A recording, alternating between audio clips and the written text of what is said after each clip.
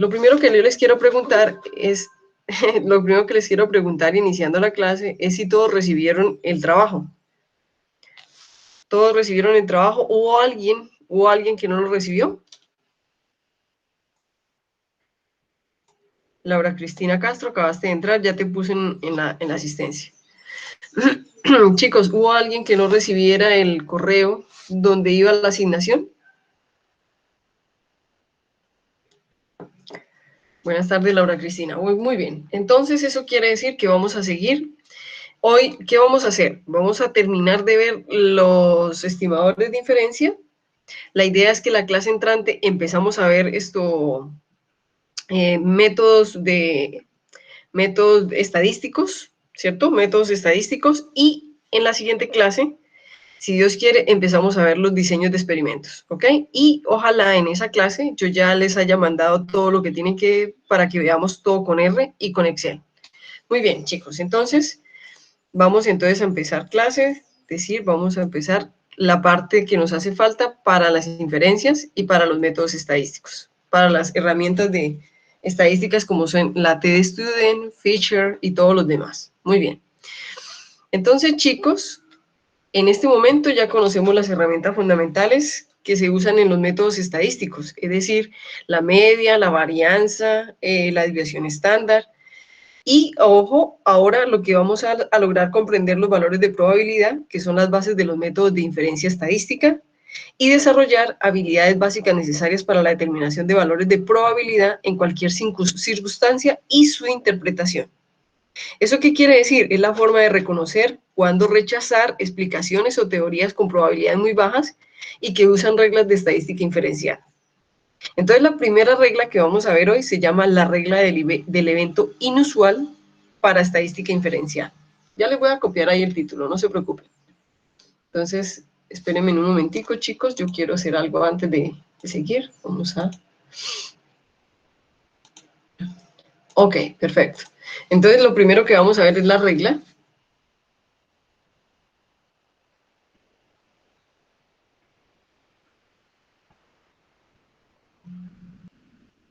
Regla del evento inusual o de un evento inusual.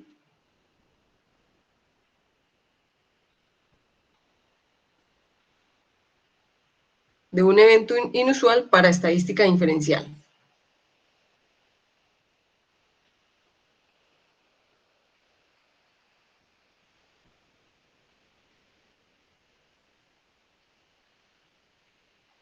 Listo, muy bien. Entonces tenemos regla del evento. Entonces, ¿cómo se dice?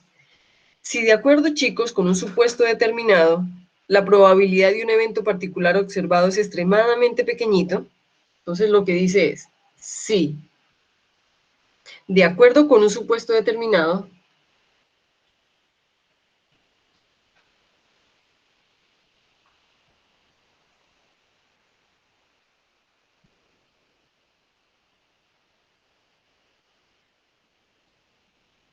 de acuerdo con un supuesto determinado, la probabilidad de un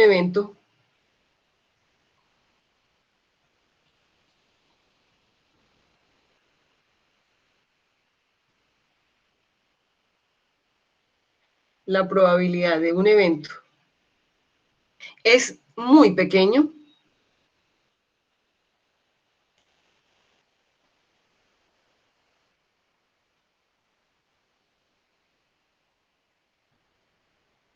es extremadamente pequeño, concluimos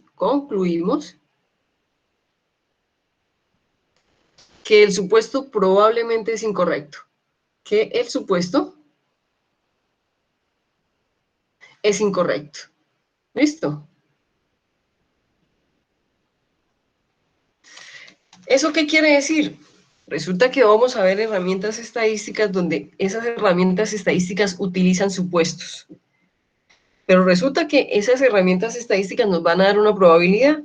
Si esa probabilidad resulta ser demasiado pequeña, lo que nosotros tenemos que decir es que el supuesto que nosotros hicimos es incorrecto.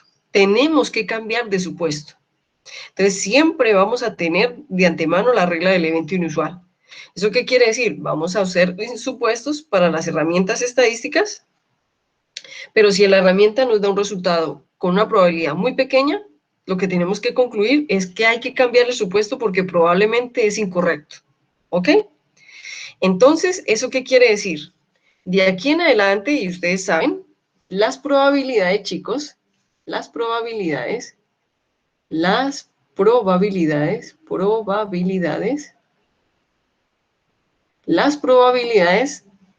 se expresan entre 0 y 1. Se expresan entre 0 y 1. ¿Listo? ¿Qué quiere decir? Punto 1, punto 2, punto 25, punto 75. Ustedes ya lo vieron conmigo en la clase pasada. Entonces, ¿qué quiere decir? Una probabilidad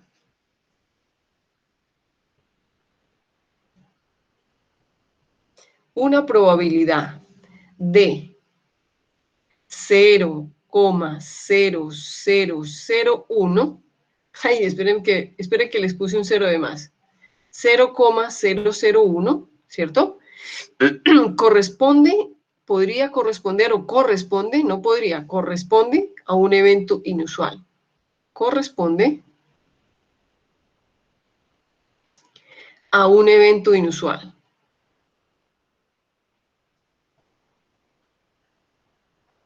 A un evento inusual. ¿Qué quiere decir? Que ocurre muy pocas ocasiones, ocurre muy poco, ocurre en pocas ocasiones.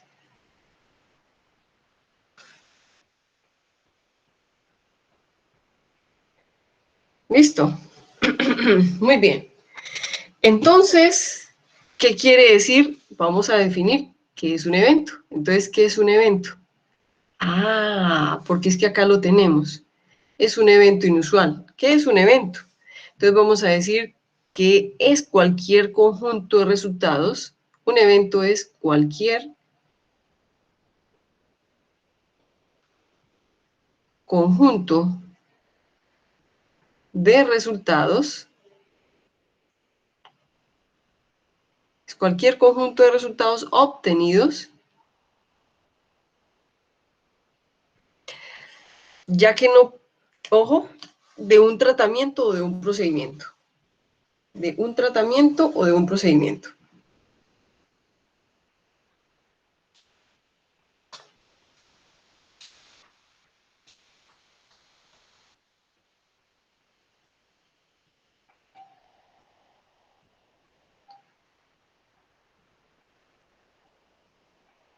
¿Qué significa tratamiento o procedimiento, chicos? Yo creo que ya se los había explicado a ustedes.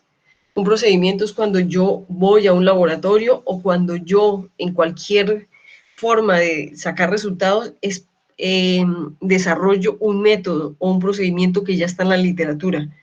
Por ejemplo, que a mí me digan, vaya al laboratorio y mídale la glucosa a un cultivo celular. Entonces yo, ojo, antes de ir y medir la glucosa, yo primero tengo que ir por lo menos a un artículo de investigación, a un protocolo, a una regla, a un protocolo de la FAT, a un protocolo de la OMS, a un protocolo de, um, de la FAO. Tengo que ir a diferentes protocolos y mirar cómo se hace la medición de glucosa o la medición de azúcares en un cultivo microbiano, ¿ok? Entonces, una cosa es un procedimiento y otra cosa es un tratamiento, que quiere decir que yo voy a coger ese cultivo celular y voy a mirar qué le ocurre a la glucosa de ese cultivo celular cuando yo le cambio la temperatura. ¿Qué pasa con ella cuando yo hago ese cultivo a 25 grados? ¿Qué pasa cuando yo hago ese cultivo a 50 grados? ¿Qué pasa cuando yo hago ese cultivo a 70 grados? No sé si en este momento me entienden la diferencia entre lo que es un tratamiento o un procedimiento. ¿Ok? Muy bien. Entonces, ¿qué es un evento? Es un conjunto de resultados obtenidos de un tratamiento o de un procedimiento. ¿Cuáles son los resultados de un tratamiento? Ah, cómo se afectó la glucosa a 50 grados. Luego voy a obtener otro evento que es cómo se afectó la glucosa a 70 grados. Luego voy a obtener otro de cómo se afectó la glucosa a 4 grados o cómo se afectó el consumo de glucosa. ¿Listo? Ahora, ¿qué es un procedimiento? Ah, que yo tengo que medir glucosa, entonces voy, aplico el procedimiento, que es un método estandarizado, que está en un libro, ¿cierto? Oro de la química, o que está en la FAO, o que está en las NTC, y lo aplico para medir glucosa en el medio de cultivo. Entonces, ¿qué son los resultados? Las mediciones de glucosa que yo tuve, es decir, la glucosa en el tiempo 1, la glucosa en el tiempo 2, la glucosa en el tiempo 3, la glucosa en el tiempo 4, y son un conjunto de resultados. Entonces, también vamos a ver que de esos eventos hay eventos simples. Entonces, ¿qué es un evento simple?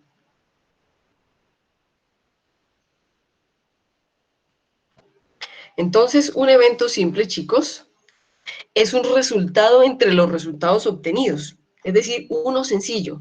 Es un resultado entre los resultados obtenidos.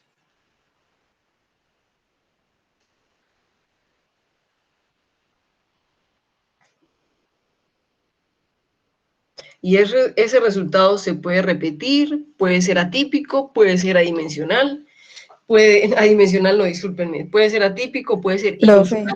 Dime. o sea que la moda puede ser un evento simple. La moda, pero es que la moda puede ser un evento simple siempre y cuando sea unimodal. ¿Sí me entiendes? Es Sí, decir, profe. en el momento en el que ya sea bimodal o sea multimodal, ya no es un evento simple. ¿Cierto que sí? Sí. Muy bien, exacto. Y resulta que este siguiente que les voy a hablar, esta siguiente definición que les voy a hablar, es muy importante sobre todo para el diseño de experimentos. Cuando nosotros tenemos ese conjunto de eventos, lleno de eventos simples, donde esos eventos pueden ser la moda, ¿cierto? O diferentes eventos que hacen un conjunto de resultados, que es lo que llamamos eventos. Esos eventos ocupan un espacio muestral. Ese espacio muestral es nuestra siguiente definición y se define así: espacio muestral. Y es muy importante para los diseños de experimentos. Espacio muestral. Entonces, ¿qué significa? Ojo con lo que les voy a decir. Comprende el intervalo o espacio, como dice la palabra, o espacio de todos los eventos, de todos los eventos. Recuerden que intervalo es sinónimo, en este caso, de rango, ¿cierto? O el rango o el espacio de todos los eventos simples. De todos los eventos simples posibles. ¿Qué quiere decir, chicos? Yo quiero que ustedes me digan, yo les voy a poner un ejemplo en voz y ustedes me van a dar el ejemplo. Resulta que yo puedo tener, yo quiero hacer una investigación de una sustancia que sea hipoglicemiante, ¿cierto? Para los seres humanos. Entonces yo, microbiólogo industrial y ambiental, me dediqué a crear sustancias para la industria farmacéutica o para la industria de alimentos que son hipoglicemiantes. Es decir, que yo, microbiólogo industrial y ambiental, he descubierto que una bacteria me produce una sustancia que cuando yo la incluyo en los alimentos o en un farmacéutico, ojalá, chicos, ya les voy a contar una historia. Yo trabajaba antes en la industria farmacéutica, ahora investigo para la industria de alimentos y les voy a decir por qué. Listo, pero no quiere decir que sea algo para que ustedes lo tomen, pero sí es algo que a mí me importa, me parece que tiene mayor impacto. Entonces resulta que ustedes, ingenieros microbiólogos, ustedes ingenieros, microbiólogos, yo soy ingeniera, ¿no? Ustedes, microbiólogos industriales y ambientales, se dieron cuenta que ustedes, a partir de la excreción una bacteria, nos produce o nos excreta una sustancia que cuando se la coloco a un farmacéutico o a un alimento, y ese alimento, ese farmacéutico, se le da a un consumidor humano, es hipoglicemiante. Uf, nos vamos a llenar de plata, hombre. Y sobre todo si es farmacéutico, ¿cierto? Si es un producto farmacéutico, porque los productos farmacéuticos son costosos. Entonces resulta que yo estoy produciendo ese hipoglicemiante, pero ese hipoglicemiante yo lo tengo que probar, tengo que hacer ensayos clínicos para poderlo meter en la alimentación y primero que todo mirar que sea efectivo. Y segundo, no solamente mirar que sea efectivo, sino que se cumple con el objetivo, es decir, que es hipoglicemiante. La primera pregunta que yo les hago es, ¿cuál sería mi público efectivo para probar ese hipoglicemiante, esa sustancia hipoglicemiante? ¿Cuál sería mi público objetivo? Profe, los que necesitan insulina, Muy bien, ¿y quiénes son los que necesitan insulina, compañerito? como dicen mis compañeros diabéticos. Exacto, muy bien. Pero yo les hago una pregunta. En todos los ensayos clínicos, en todos mis sujetos de prueba, en todos mis tratamientos, como diríamos nosotros, ¿solamente entran personas diabéticas? ¿Ustedes qué creen?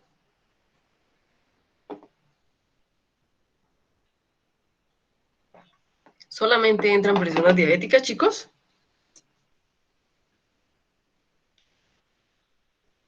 No, profe, porque tenemos que tener nuestro control.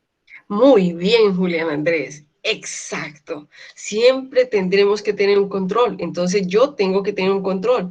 Al que yo también, ojo, uno que no le aplique el tratamiento porque es mi control y otro al que le aplique mi tratamiento para ver el control negativo o control positivo, ¿cierto? Es decir, que a él tampoco le afecte tanto la hipoglicemia, porque entonces ahí yo defino, ojo, a las personas normales no se les puede administrar esto. Entonces, en ese sentido, chicos, en ese sentido, en el momento en el que yo tenga un control, es decir, una persona que no sea diabética y que le baje el azúcar, yo tengo que pensar en que en la alimentación ya no puede ir esta sustancia, que debe ir en un farmacéutico. Primero, tiene mucho valor comercial, mucho mayor valor comercial, y segundo, no es para todo el mundo. ¿Entendido? Muy bien, perfecto. Entonces, eso quiere decir, chicos, que ya vamos definiendo qué diferencia hay entre la industria farmacéutica y la industria de alimentos. Muy bien. Entonces, ya tenemos ese hipoglicemiante. Sabemos que nuestro público objetivo es los diabéticos y que tenemos que tener un control, que quiere decir una persona que no sea diabética para poder comparar. Excelente. Entonces, yo les cuento algo. Ya hicimos ya producimos, ya ustedes ya produjeron y ya purificaron ese hipoglicemiante y lo están colocando en un farmacéutico o en un alimento y están probándolo. Yo les hago una pregunta. Dentro de los resultados que ustedes van a tener del azúcar que le van a medir a sus pacientes, ¿cuál es el espacio muestral? Miren, voy a leerles la definición que ustedes deben tener allá. Comprende el intervalo o espacio de todos los eventos simples posibles. Ustedes están aplicando ese hipoglicemiante en la comida o en un producto farmacéutico y están probándolo. Y luego entonces, para ustedes saber la efectividad, ustedes miden el azúcar en sangre de los pacientes, la inicial y con el tiempo, con el tratamiento.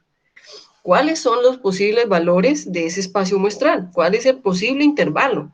¿Cuál es el posible espacio muestral? ¿Cuál es el posible rango de valores que ustedes van a obtener? Cuéntenme ustedes.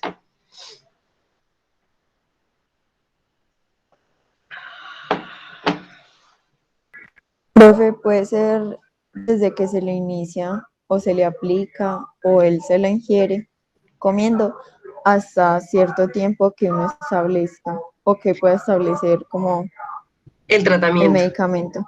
Ajá. Perfecto, ¿no? Exacto, mira cómo es de bonito. Cuando a mí me dan un medicamento, me dicen, hágase el tratamiento completo, ¿cierto que sí? Me aplican la palabra tratamiento, ¿ok? Que es lo mismo que ustedes van a hacer, van a aplicar un tratamiento que en este caso se llama estadístico, que en este caso se llama experimental y van a obtener resultados. Exacto. Y yo te hago una pregunta, ¿y valores? Porque tienes razón. ¿Y qué valores más o menos crees tú que vamos a tener de azúcar? ¿Cuáles serían las unidades? ¿Qué valores tendríamos? ¿De qué nos tenemos que guiar? ¿Cómo? ¿En qué nos guiaríamos nosotros para encontrar esos posibles valores que vamos a obtener?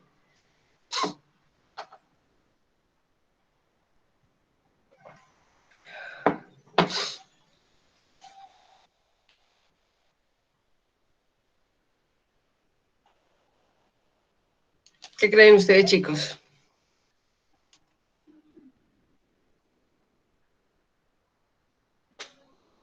¿Ninguna? Es decir, ustedes están aplicándole esa sustancia que ustedes extrajeron, que ustedes purificaron, como hipoglicemiante a unos pacientes y van a obtener resultados, ya sabemos que de glucosa, porque lo que estamos midiendo es la glucosa en sangre de esos pacientes. ¿Qué valores posibles vamos a obtener? ¿Cuál va a ser nuestro espacio muestral? Es decir, ¿cuál va a ser el intervalo que vamos a tener de esos valores? ¿Qué creen ustedes? ¿O de dónde, profe, dónde tengo que buscar esos valores? ¿Quién me da esos valores? ¿Quién me dice que es correcto? ¿Quién me dice que es incorrecto? ¿Cómo sé yo que ese valor... Hola, dime. De los valores estandarizados, pues Uh-huh. que se sacan de alguna página de medicina o algo así que ya esté como un acuerdo, como que este valor es el nivel de azúcar que tiene una persona normal, esto es lo que tiene una persona con diabetes, entonces ya como comparar eso. Angie, perfecto, espectacular, esa es la palabra, esa es la respuesta. Profe, lo primero que yo tendría que averiguar es qué valores de sangre, de glucosa normal tenemos en sangre, ¿cierto? Ah, profe, 70 a 110 miligramos por decilitro. Entonces yo voy a esperar que al final mis pacientes, o no mis pacientes, el tratamiento, yo reciba resultados que estén entre 70 y 110. Ah, pero posiblemente no resulta buen hipoglicemiante, sino que el efecto hipoglicemiante es muy pequeñito. Entonces yo también, profe, voy a tener valores de personas diabéticas. Ah, entonces, profe, voy a tener valores de 150, de 200, de 250, de 300 gramos por decilitro, porque mis pacientes van a ser diabéticos. Entonces, ¿de dónde sacamos esos valores? Como dice ella, de una organización. Generalmente son organizaciones mundiales, como la Organización Mundial de la Salud, son instituciones internacionales que definen cuáles son los rangos en los que yo me tengo que delimitar. Por ejemplo, les voy a poner otro ejemplo. Hagan de cuenta que ustedes están haciendo, a ver, otro producto como, a ver, es que en ese tipo de cosas es que yo trabajo, en lo que les estoy haciendo ejemplos, pero les voy a nombrar otro ejemplo. Por ejemplo, digamos que ustedes son ingenieros, discúlpeme, es que ahorita estaba dándole clase a unos ingenieros, discúlpenme por eso. Ustedes son microbiólogos industriales y ambientales. Y en este momento ustedes están produciendo PHA. No sé si ustedes saben qué es PHA. Se llaman polihidroxialcanoatos. Y es lo que está reemplazando las bolsas o lo que nosotros conocemos como también polilácticos, es decir, plástico degradable. ¿Ok? Plástico biológico degradable. Entonces ustedes están produciendo una bacteria, tienen una bacteria, generalmente estos son bacterias que son anaeróbicas para dar mayor producción, también hay aeróbicas, y ustedes están haciendo un proceso y están produciendo polihidroxialcanoatos, es decir, PHAs. Entonces ustedes quieren saber, ustedes quieren mirar si es efectivo. Entonces lo que tenemos que mirar es ese polihidroxialcanoato, qué tan efectivo es al polimerizarse para producir el plástico, ¿cierto? Entonces yo les hago una pregunta. Vamos a mirar qué producción tenemos, ¿cierto? Y qué tanto se puede polimerizar y qué tanto plástico me produce, es decir, qué tanto plástico biodegradable me produce, ¿ok? La pregunta que yo les hago, así como me respondió ahorita Angie, ¿de dónde saco yo sus valores?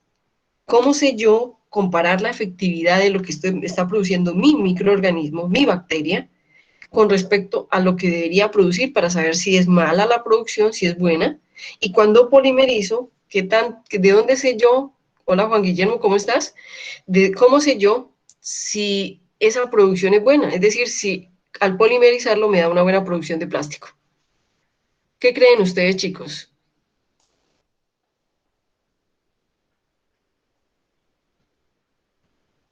Ah, chicos, ¿de dónde saco yo datos? No todos los datos me los van a dar organizaciones internacionales, pero algunos sí, algunos no. ¿Mm? Profe, por ejemplo, puedes Profe, sacar datos de otros ensayos, de otros Muy trabajos, de bien. otras instituciones. Dime, ¿me repites otra vez que no te escuché la parte final? ¿Qué otras investigaciones, profe?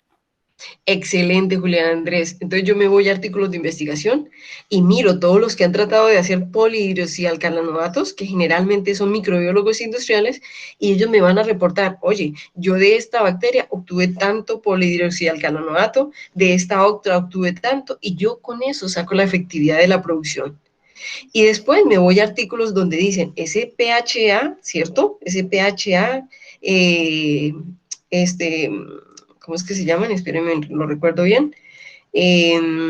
Pesado o son livianos o son pesados, ¿cierto? De esos yo produzco tanto plástico. Entonces voy a saber si en la producción de mi plástico no solamente saber si él me produce buen PHA, sino si ese PHA es buen productor, es decir, si él me va a hacer al polimerizar buena cantidad de plástico.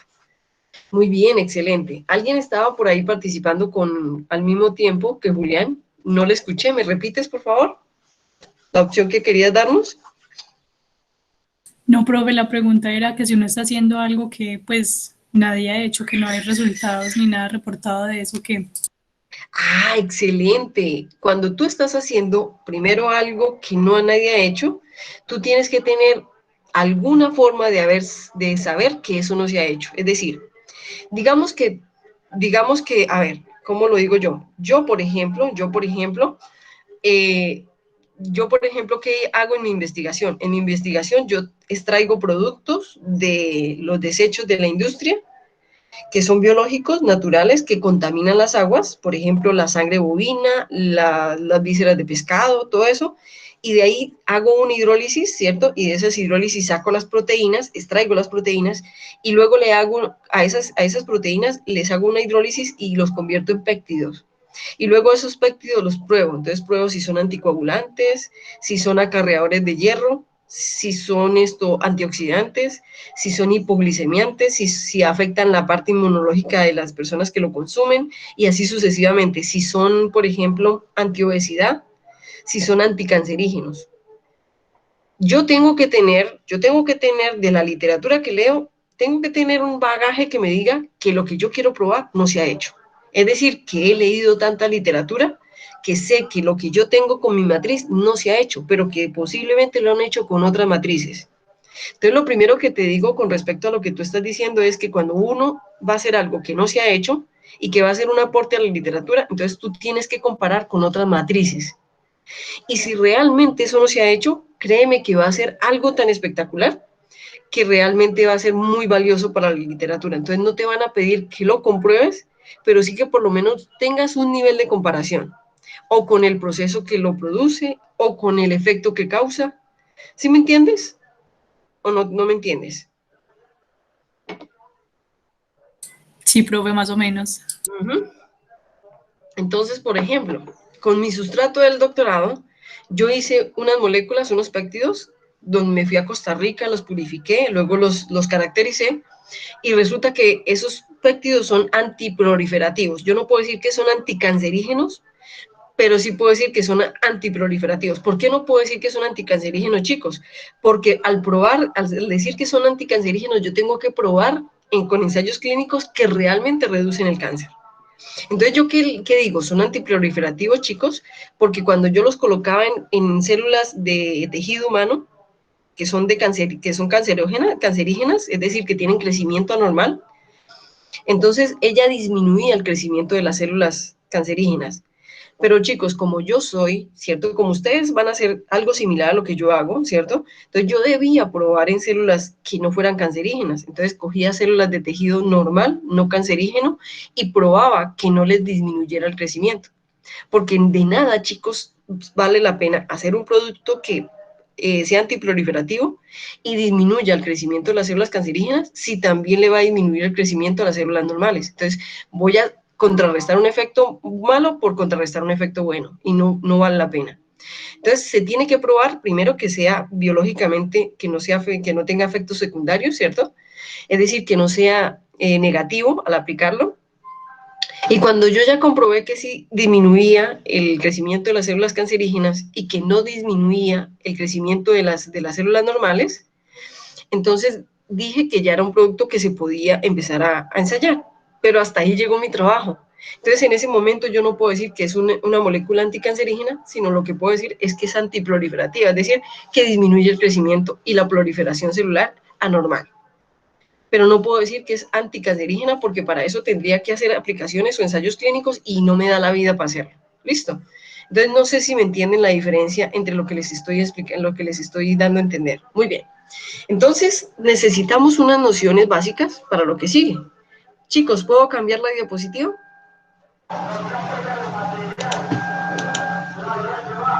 Sí, ¿Puedo cambiar? profe. Eso, muy bien, gracias. Entonces, chicos, ¿qué significa?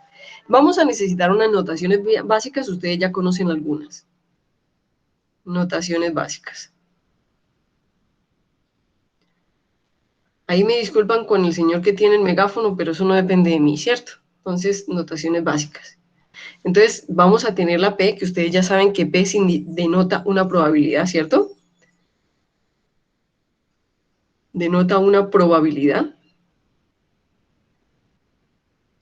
Denota una probabilidad específica. Denota una probabilidad específica. Vamos a tener A, B, discúlpenme ahí, no coma, sino y C, como eventos específicos. Eventos, es decir, conjuntos de datos, ¿cierto? Que tengan tratamientos específicos, eventos específicos. Y vamos a tener, ojo, PDA, o puede ser PDB, o puede ser PDC. Y por ejemplo, PDA denota, o va a relacionarme la probabilidad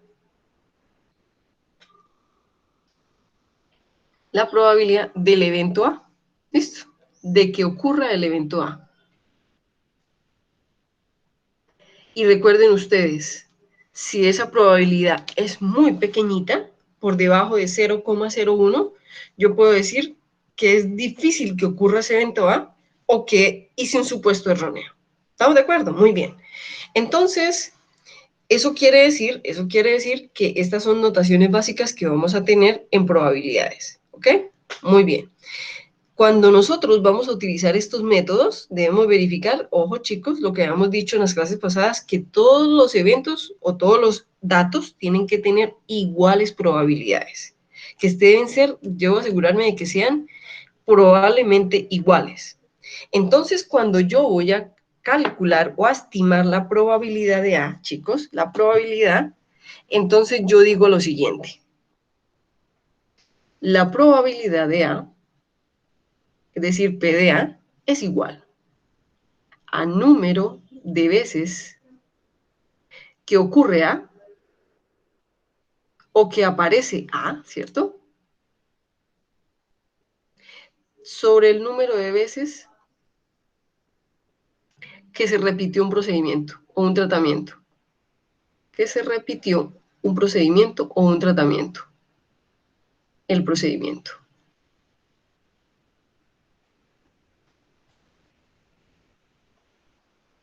Listo. Esto que ustedes están viendo acá se llama método clásico de la probabilidad.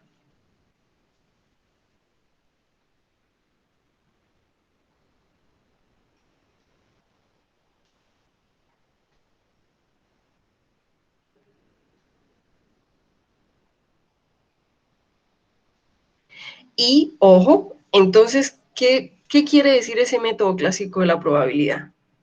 Vamos a suponga que un procedimiento dado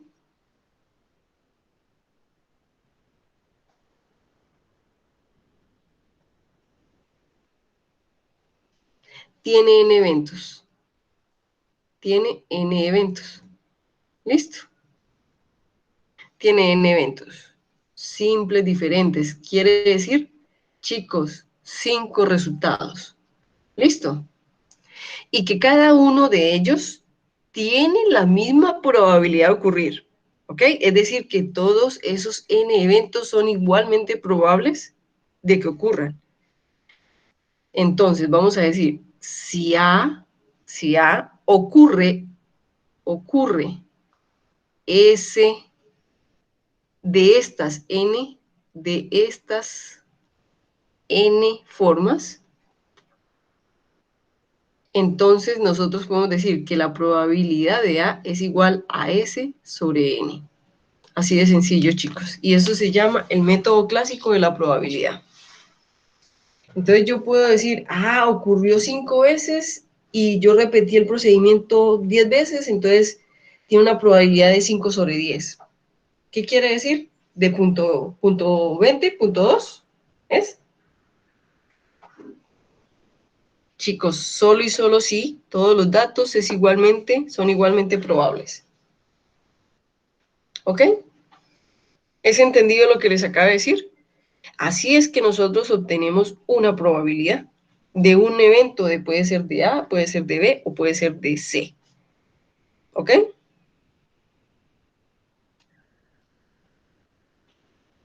Y ojo con lo que dije. Este método clásico, si todos los eventos o todos los resultados son igualmente probables. ¿Ok?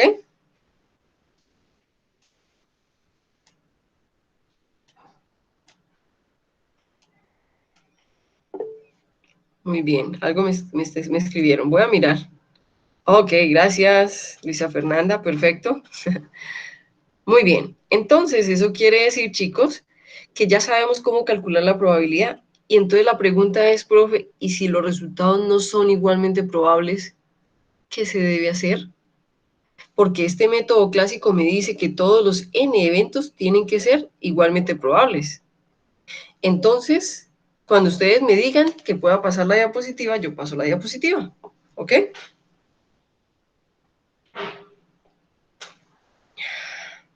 Profe, Dime. qué pena, ¿en la fórmula es 5 sobre n o s? Sí, no, es S sobre N. No sé, ¿eso se parece a un 5? Bueno, no te preocupes, yo voy a borrarlo. Ay, discúlpeme, porque se ve que lo rayé más. ¿Cómo te copio la? Es que no sé. ¿Sería así? ¿Te parece mejor ese? Sí, gracias, qué pena. Listo, chica. Ok. Listo, ¿les pareció? Muy bien. Entonces, eso quiere decir, chicos, eso quiere decir que en este momento ya tenemos la probabilidad, ojo, y solo si los n datos o los n resultados que yo recogí son igualmente probables, ¿ok? Ahora, ¿qué pasaría si esos resultados no son igualmente probables? Entonces yo no puedo utilizar el método clásico de la probabilidad. Entonces uso la estimación de frecuencias relativas, que ustedes ya lo saben hacer, ¿ok? Uso la estimación de frecuencias relativas. ¿Por qué? Porque son relativas. ¿Entienden? Entonces, cuando se hace con frecuencias relativas, el cálculo de las probabilidades con el método de las frecuencias relativas, ojo chicos, no se obtiene un valor estable, sino un valor exacto, sino una aproximación. ¿Qué quiere decir, chicos? En el momento en el que yo pueda decir que los n eventos son igualmente probables, yo puedo decir que la probabilidad es exacta o muy veraz. Es decir, que simula muy bien la probabilidad real. Pero cuando yo no sé si mis resultados son igualmente probables, entonces yo hago exactamente la misma estimación, pero no utilizando el número de veces, sino las frecuencias relativas. Y cuando lo hago con las frecuencias relativas, no puedo decir que es un valor exacto, sino una aproximación. Quiere decir que puede ser cercano, pero no necesariamente lo puedo certificar, asegurar. ¿Listo? Ahora, otra cosa que ustedes deben saber, chicos, es que entre mayor sea el número de resultados, es decir, entre más número de resultados o de eventos yo tenga, simples, mayor es la probabilidad y más fácil es de que ella se acerque a la probabilidad real. Eso quiere decir, no sé si ustedes han escuchado, chicos, que a nivel experimental, uno entre más resultados tenga, más fácil, menos error tiene y más fácil se conoce el valor real. Esa teoría que tenemos los que hacemos parte analítica o parte experimental, nosotros la conocemos como la ley de los números grandes o la determinación de las probabilidades relativas. ¿Qué quiere decir? Chicos, cuando nosotros cogemos una muestra y sacamos 10 datos, nosotros sacamos 10 datos y decimos que esos 10 datos son representativos de una población. Pero resulta que si usted no tiene 10 datos y no tiene 50, esos 50 datos son más representativos de esa población que los 10 datos que usted sacó. Entonces, ¿qué quiere decir? Que entre mayor número de datos, mayor exactitud, mayor veracidad, mayor cercanía a los valores reales. ¿Ok? Muy bien. Entonces, quiere decir, chicos, y lo voy a poner aquí en un momentico, es esto. Lo voy a poner acá y es esto. En conclusión, chicos, la probabilidad, el primero, la probabilidad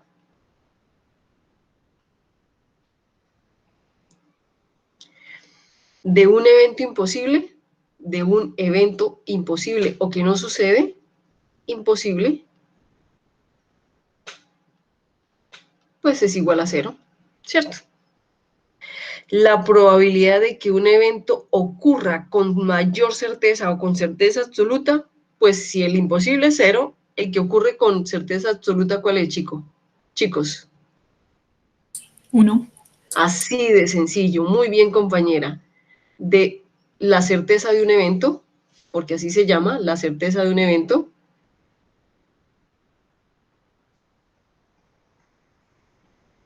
es 1. ¿Listo? ¿Eso qué quiere decir, chicos? Para cualquier evento simple, para cualquier evento o conjunto de eventos, la probabilidad de A se encuentra entre 0 y 1.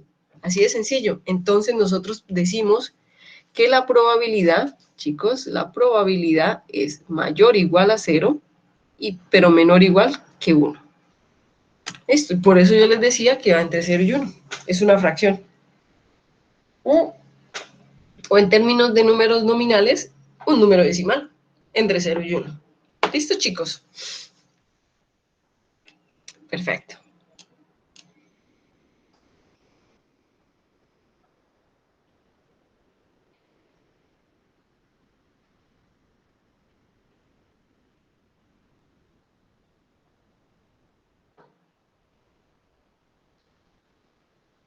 Cuando nosotros también, bueno, chicos, entonces ya tenemos las probabilidades, ¿cierto? Cuando ustedes me digan que puedo pasar diapositiva, paso diapositiva, por favor.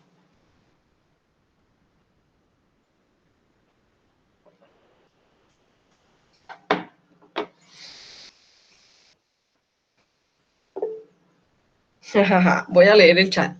Ya lo voy a leer, porque casi siempre los tengo a ustedes es en listo. Gracias, Luisa. Casi siempre los tengo es para saber quién me está hablando. Casi siempre los tengo en la lista de personas. Porque como estamos en virtualidad, pues acá uno no sabe quién le habla o quién sí le habla, ¿cierto? Muy bien. Chicos, voy a pasar ya la diapositiva, ¿ok?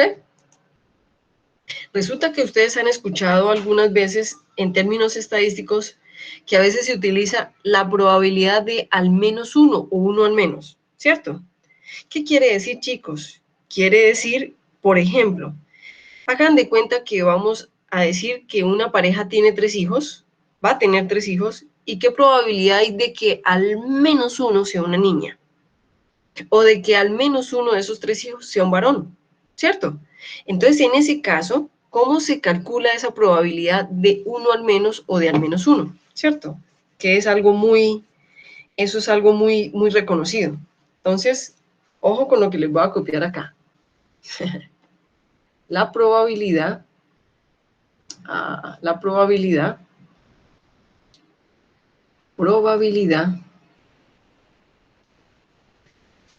de 1 al menos,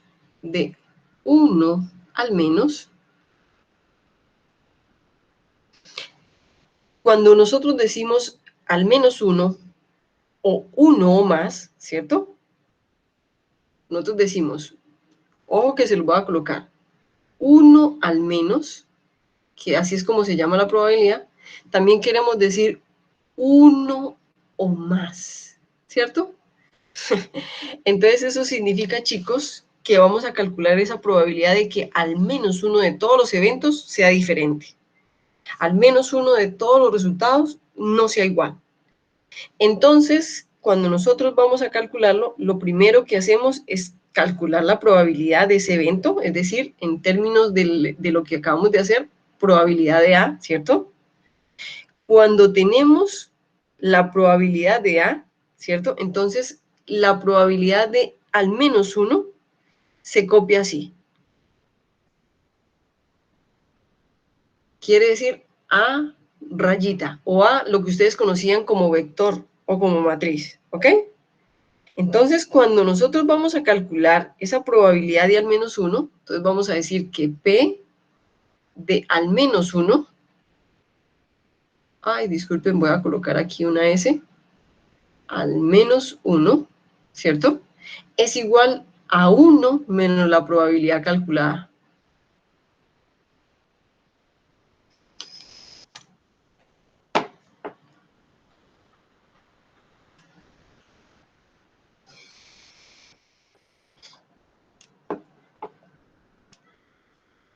¿Listo, chicos? Muy bien.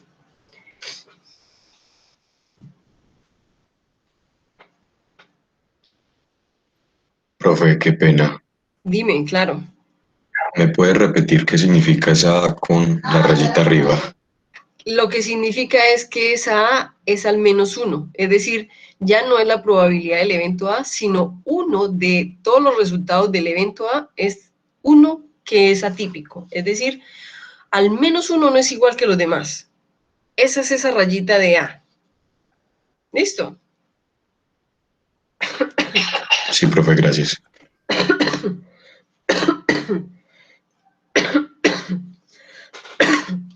En la clase pasada, chicos, habíamos hablado de variables discretas y variables continuas. Yo no sé si ustedes lo recuerdan.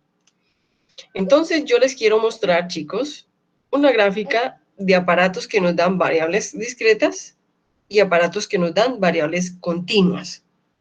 Entonces, espérenme un momentico. Yo voy a coger la gráfica y se la voy a llevar.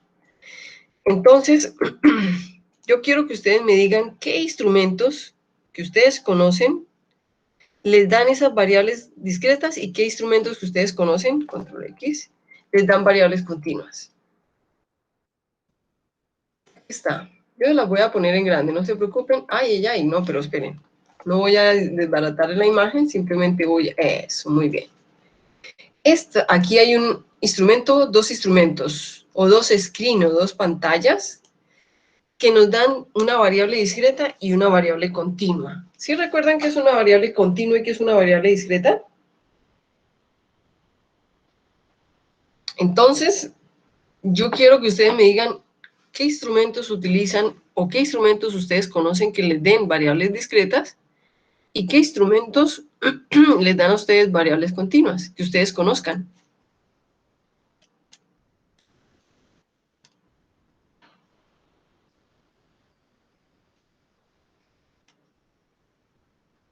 ¿Qué instrumentos, chicos?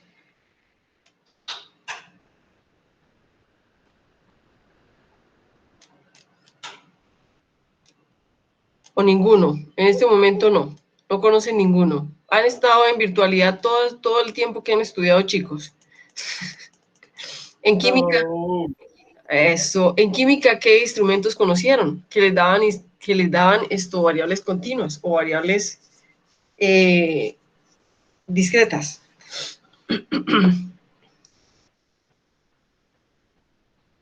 La continua puede ser un balón volumétrico. La continua puede ser un... Sí, claro, tienes... Aunque, colócame cuidado. Cuando hablamos de un balón volumétrico, me estás hablando de un balón aforado, ¿cierto que sí? Aforado. ¿Estamos de acuerdo? Aquel que tiene la rayita de aforo, ¿cierto que sí? Sí, profe.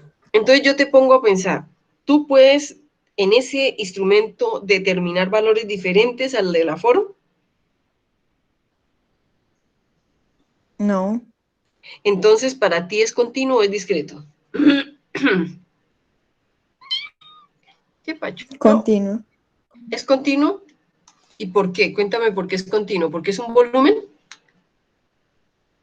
Sí, porque Eso, el discreto no es el que uno puede como evidenciar como más precisamente, como más, no sé cómo decirlo.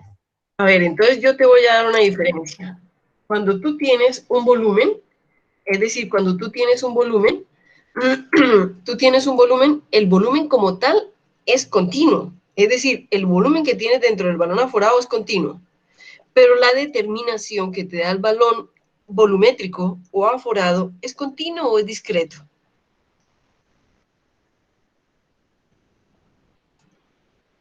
Te voy a poner un ejemplo. Mira la imagen que te puse ahí. En esta rayita tú puedes continuamente tener diferentes valores, ¿cierto que sí? Pero en este es un número que te dice 278 o 279 o 280, pero no va a ser algo que va a seguir en su numeración.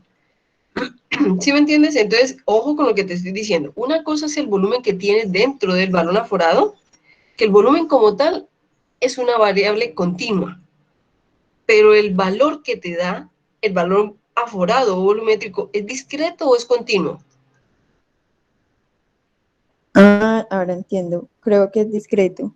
Muy bien, ¿por qué? Cuéntame por qué, porque vas a tener un solo valor, ¿cierto que sí? No vas a tener una continuidad Sí. de valores. Exacto, Luisa, perfecto. Chévere que lo entendiste. Entonces, bueno, entonces el valor volumétrico como tal, el aforo, me da una variable discreta, es decir, me da un solo valor. Pero, por ejemplo, ¿dónde tienen ustedes valores continuos? Valores continuos. En una pipeta. En una pipeta. En una pipeta, digamos que sí, yo puedo tener, sí señora, yo puedo tener valores continuos, pero no los puedo determinar con la pipeta. La pipeta como instrumento me va a dar valores discretos. Dentro de esos valores discretos, la numeración debe ser continua porque es un volumen, pero tienes razón.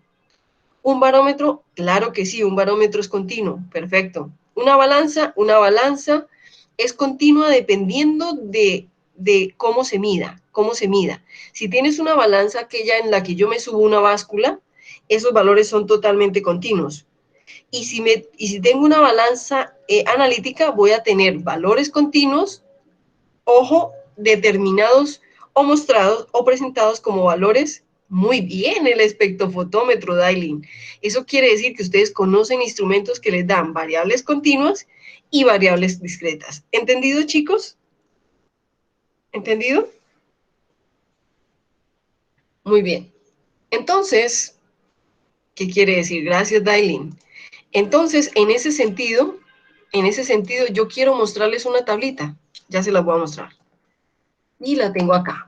Ya se las voy a mostrar. Control B, muy bien. Y resulta que cuando nosotros tenemos probabilidades, entonces a esas probabilidades también le podemos medir la desviación, la media, la varianza, y se hace por medio de esas ecuaciones que ustedes tienen ahí. ¿Cómo calculo yo la media de una distribución de probabilidad? Con esa ecuación. Pero ojo, recuerden que esa es la media poblacional.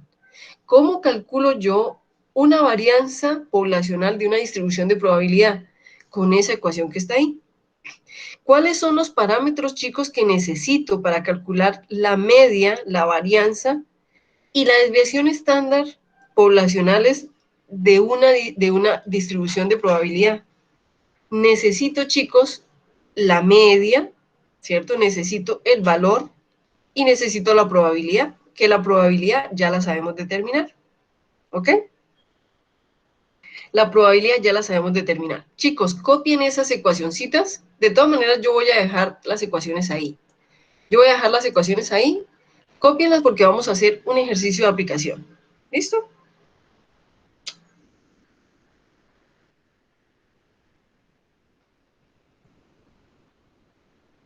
Vamos a hacer un ejercicio de aplicación. Cuando terminen me dicen, chicos, para poder pasar.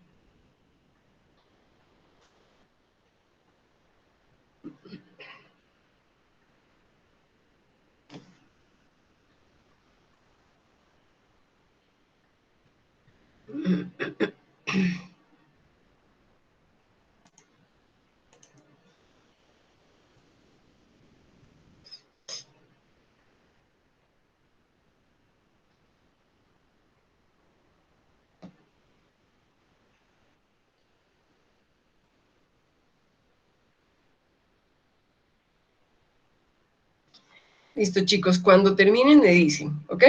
Vamos a hacer un ejercicio de calcular la media, la varianza y la desviación estándar de una probabilidad, de una distribución de probabilidad.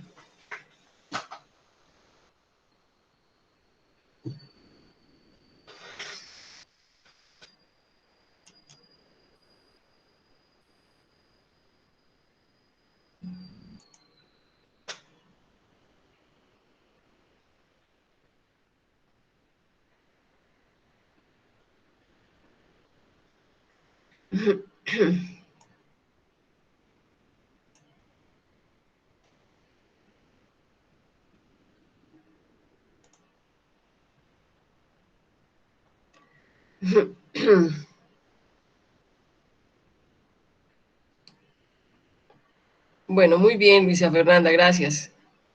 ¿Quién más ha terminado? Profe, otro minutico. Ok, tranquila, no te preocupes. Dale tranquila.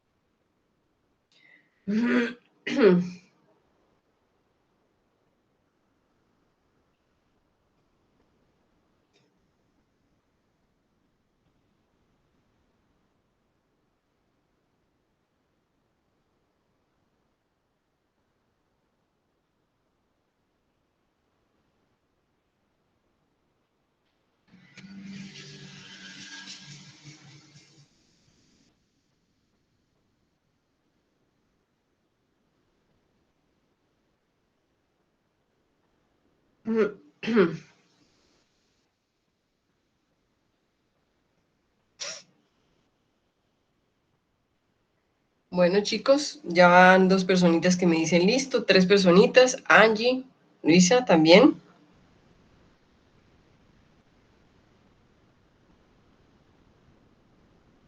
Profe, listo. Perfecto, chicos. Entonces vamos a hacer un ejercicio de aplicación sencillo para poder entender esto. Yo les voy a poner una tablita, ¿cierto? Una tablita en la siguiente diapositiva donde vamos a tener unos valores. Entonces aquí tenemos una tablita y los valores. Entonces esta tablita, discúlpenme, es que siempre que uno pega datos en PowerPoint o imágenes, él le va a mostrar esa opción. Entonces, esta tabla que ustedes tienen ahí, describe, chicos, describe las distribuciones de probabilidad del número de arvejas, que en otros países no le llaman arvejas, sino le llaman guisantes, con vaina verde. Recuerden ustedes que nosotros en nuestro país y a nivel natural, vegetal, tenemos 2 tipos de variedades genéticas de guisantes o de arvejas. Unas se llaman las arvejas amarillas y otras se llaman las arvejas verdes. Normalmente en nuestro país generalmente en lo que se llama la costa, en la parte norte de nuestro país, inclusive Bogotá, Medellín y parte de Chocó. Utilizamos la variedad genética de las arvejas verdes, que son las que más conocemos. Pero si ustedes van a Caquetá, van al Huila, van a Tolima, van a lo que antes se llamaba el Tolima Grande, chicos, ustedes se van a dar cuenta que allá no utilizan tanto la arveja verde, sino utilizan más la variedad genética de arvejas amarillas. Entonces, eso quiere decir que esas dos variedades genéticas son las más comunes de las arvejas. Entonces resulta que esos X que ustedes ven en la columna izquierda de la tabla son 5 ramas de brote de arvejas, de un cultivo de arvejas. Y ese cultivo de arvejas tenía pares de genes verdes y pares de genes amarillos. Es que quiere decir que tanto pueden salir arveja amarilla como puede salir arveja verde. ¿Cuál es la diferencia entre la arveja verde y la arveja amarilla, chicos? Si no lo han probado, la arveja amarilla es más dulce, es dulzona, mientras que la arveja verde es más saladita, es más amarga, ¿ok? Entonces, la que ustedes están acostumbrados a probar, creo yo, por lo que llevo viviendo aquí en Medellín, que son 21 años, es la arveja verde. Pero normalmente cuando a ustedes los antioqueños les dan arveja amarilla, les sabe distinto. ¿Por qué? Porque ella no es amarga o salada, sino ella es dulzona, ¿ok? Entonces aquí me están dando en esta columna 5 brotes, es decir, 5 vástagos, 5 ramas de un cultivo de arveja. Entonces en cada rama me están diciendo cuál es la probabilidad de que esas arvejas sean verdes. Es decir, que la vaina sea verde y que por lo tanto los guisantes que tenga dentro de la vaina sean verdes. Entonces me dan la probabilidad, ¿ok? ¿Eso qué quiere decir? Lo que nos dice, entonces lo que nosotros tenemos que hacer es con esos datos calcular la media, la varianza y la desviación estándar. Entonces, ¿qué hacemos nosotros? Muy fácil, chicos, miren, en las ecuaciones que yo les di, en todas las ecuaciones me dicen que toca multiplicar el valor por la probabilidad, el valor por la probabilidad, ¿cierto? Entonces, ¿qué es lo primero que se hace? Cuando nosotros calculamos la probabilidad por los valores. El valor de X, de X aquí es 0, entonces lo multiplico por la probabilidad. ¿Cuál es el resultado? 0. El de 1 por la probabilidad me da este. El de 2 por la probabilidad me da este valor. Y así sucesivamente. Aquí voy a tener la sumatoria de el valor por la probabilidad. Y cuando yo tengo el valor de la probabilidad, tengo la media de la distribución de la probabilidad. Si ustedes quieren, lo hacen, ¿cierto? Si ustedes quieren, lo hacen. De todas maneras, va a quedar la tabla, ¿cierto? Y ustedes lo pueden corroborar después. Si nosotros le calculamos la media a todos estos valores, nos va a dar, ¿cierto? Nos va a dar la sumatoria de esos valores por la probabilidad. ¿Ok? Muy bien, entonces me dicen que la probabilidad, la media de estos valores es de 3.752, que si nosotros redondeamos, ojo, a una sola cifra decimal, nos da 3,8. ¿Ok? Ahora vamos a ver la varianza. Pero es que la varianza, profe, me está diciendo que es el valor menos la media, ¿cierto? Menos el valor de la media al cuadrado por la probabilidad. Si estuviéramos en un archivo de Excel, pues eso se hace muy fácil, ¿cierto? Entonces, lo mismo. Entonces, vamos a calcular la varianza de la distribución de probabilidad. Entonces, ¿cómo lo calculamos? Pues cogemos el valor, le disminuimos la media, ¿cierto? 3.7, elevamos al cuadrado y lo multiplicamos por la probabilidad. Y nos dan estos valores. ¿Cuánto es la sumatoria? 0.94. ¿Eso qué quiere decir? Que si nosotros redondeamos a una sola cifra decimal, nos da 0.9. ¿Ok? ¿Entendido, chicos? Ahora les pregunto, ¿y la desviación estándar? ¿Cómo calculamos la desviación estándar? Me voy a volver acá, la desviación estándar. ¿Cómo calculamos la desviación estándar? Si tenemos este valor, ¿cómo calcularíamos la desviación estándar? Sacándole raíz cuadrada. Ya, lo mismo. Perfecto, muy, muy buena respuesta, así de sencillo. Si nosotros le sacamos la raíz cuadrada a este valor, a la varianza, tenemos la desviación estándar. Y eso nos da 1, redondeando a una cifra decimal. ¿Por qué? Porque da punto 96, 98, 32, ta, ta, ta, ta, ta, ta. Si nosotros redondeamos punto 96, 98 algo, nos da 1, ¿cierto? Muy bien, chicos. Entonces, eso quiere decir que así es que se calculan las varianzas, la media, la desviación estándar de probabilidades, ¿ok? De un valor. Profe, Dime, claro que sí. y es que ese cero que hay ahí, ¿por qué tiene una probabilidad también? Ah, muy buena pregunta. Resulta que cuando tú haces esto, cuando tú calculas las probabilidades, a veces las probabilidades no te dan el 1, ¿cierto? Porque todas las probabilidades sumadas tienen que darte 1. Entonces, ese resultado que es inusual, que nunca ocurre, ¿te acuerdas que yo les mencioné ahorita? Un resultado que es imposible, ¿qué probabilidad tiene? Ah, sí, esa. Exacto. Y casi siempre cuando tú sumas las probabilidades, te falta ese 0.001. Ese punto 001 tú se lo asignas a esos valores que difícilmente van a ocurrir, a esos valores que difícilmente van a aparecer en tus datos, ¿ok? ¿Entendido? Pues aquí fue fácil de explicar, pero cuando tú tengas tus datos va a ser diferente, ¿ok? Muy bien, chicos. Pero ¿ustedes recuerdan que yo les había dado una regla de valores inusuales? Nosotros, chicos, ¿cómo con estos datos podríamos saber qué datos son inusuales o no? ¿Sí recuerdan esa regla? ¿Qué les decía esa regla? Cuéntenme ustedes, ¿qué les decía esa regla?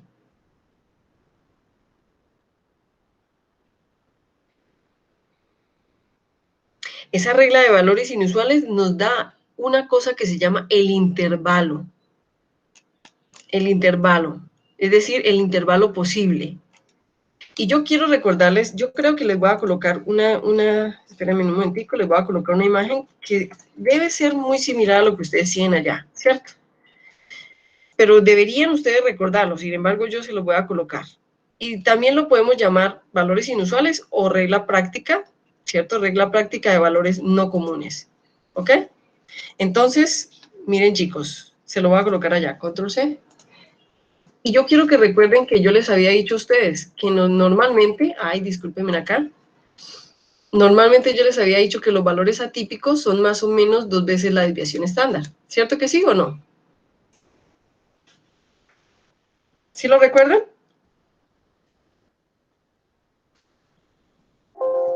Ay. ¿Sí lo recuerdan, chicos? Sí, profe. Comunes los inusuales. Los inusuales son los atípicos. Son esos valores que difícilmente, que no son normales, que pueden decirme a mí que yo estoy cometiendo un error, ¿ok? O que normalmente pueden ocurrir, pero que no son normales en los ensayos, ¿ok? Entonces yo quiero que a estos resultados que están acá, ustedes le calculen el valor máximo y el valor mínimo. Es decir, que me den un intervalo. Ah, profe, normalmente el intervalo sería desde tal valor hasta tal valor. Háganle, chicos. Se puede hacer si ustedes tienen la media, tienen la desviación estándar. La desviación estándar, si ustedes quieren, yo vuelvo y se las doy. A mí me dio punto 9698, que es 1. Redondeado a un solo decimal me da 1. ¿Listo?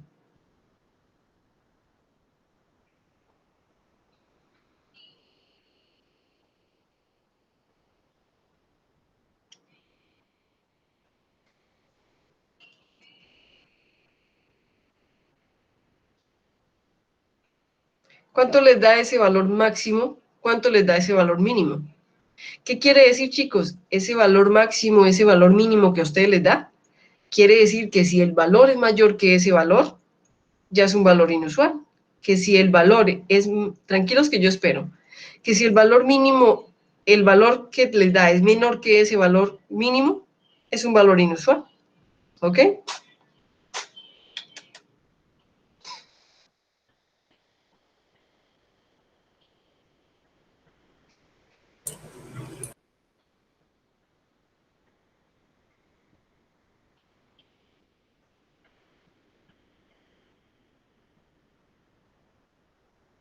El valor máximo es 5.7.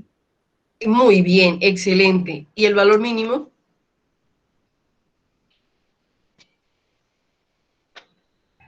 1.7, pues aproximándolo a 8, 1.8.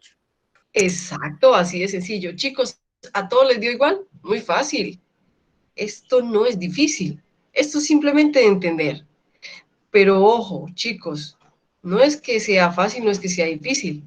Lo duro o lo fuerte de una estadística no es que sea difícil o sea fácil, sino yo ojo, interpreto. Cómo yo con esa interpretación le doy valor a lo que estoy obteniendo.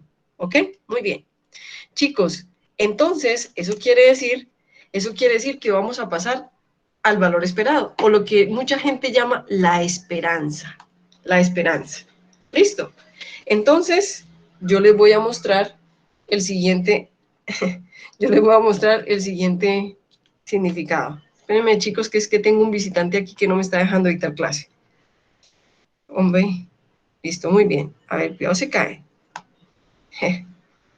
Listo, muy bien. Entonces tengo el valor esperado. Entonces, el siguiente titulito que les voy a mostrar se llama el valor esperado. Valor esperado. O mucha gente le llama esperanza. La esperanza. O mucha gente también le llama el valor deseado. ¿Listo? El valor deseado.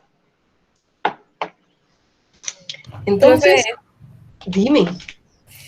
en lo del valor máximo común y el valor mínimo común, yo me perdí. ¿Cuál es la desviación estándar? La ¿Cuál sería el valor de la desviación estándar? bueno, entonces colócame cuidado, no te preocupes. Mira las ecuaciones que te voy a mostrar en este momento. La desviación estándar es lo mismo que tú tienes en la varianza, pero sacándole la raíz. Coges ese valor que tenemos ay, Dios, me volvió nada al computador. Coges ese valor, chicos, cogen ese valor de la varianza y le sacas la raíz. Sácale la raíz a ese valor. Me voy a devolver a los valores para que tú le puedas sacar la raíz. Listo, ahí está. Ah, profe, entonces sería la raíz de 0.940. 0.94057. Exacto. Ah, ok, listo. Listo. ¿Ya te acordaste? Listo, muy bien. Entonces, ¿cómo se calcula? ¿Cómo se calcula el valor máximo y el valor mínimo? Con ese valor de la desviación estándar. Entonces, este valor te debe dar 5,8, 5,7, y el de arriba, el de abajo te debe dar, el valor mínimo te debe dar 1,8, 1,70 y pico. Es decir, que redondeado te debe dar 1,8. ¿Cierto que sí? Sí, profe. Muy bien, excelente. Entonces, a mí me da .96. ¿qué te da .96?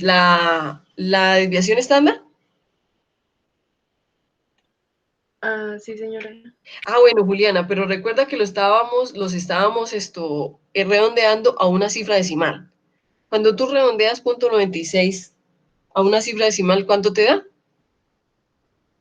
Te da 1, ¿cierto? 1. Exacto. Muy bien, listo. Chicos, Ah, ok, entonces, gracias. tranquila, no te preocupes. Entonces, eso quiere decir, chicos, que vamos entonces a seguir con el valor esperado. ¿Qué es el valor esperado?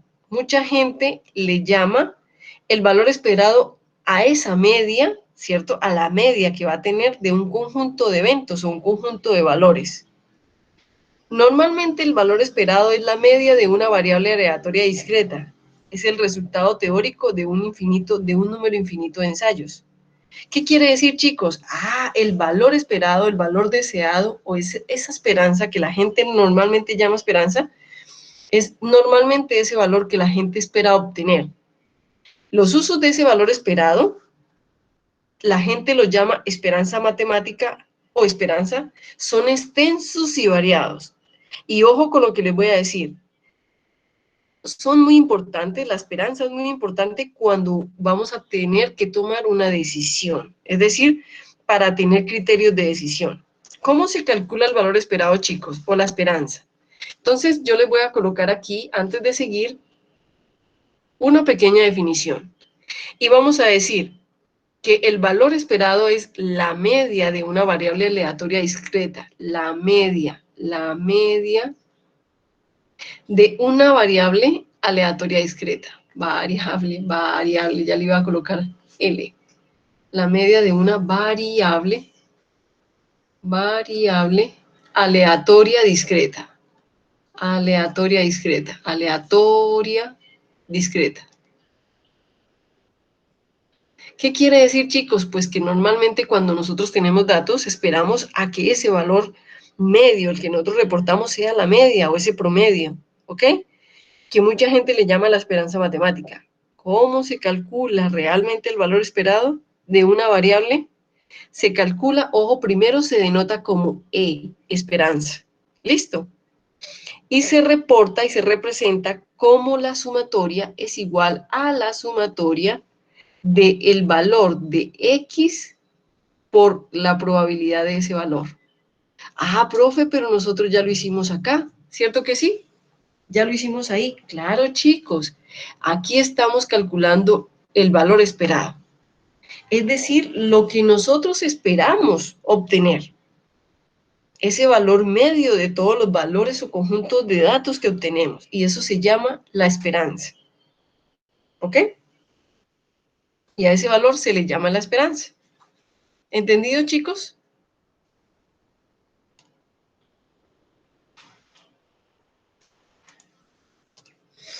Profesor, ¿la media es igual a la esperanza? ¿O solo a lo esperado? ¿O es lo mismo?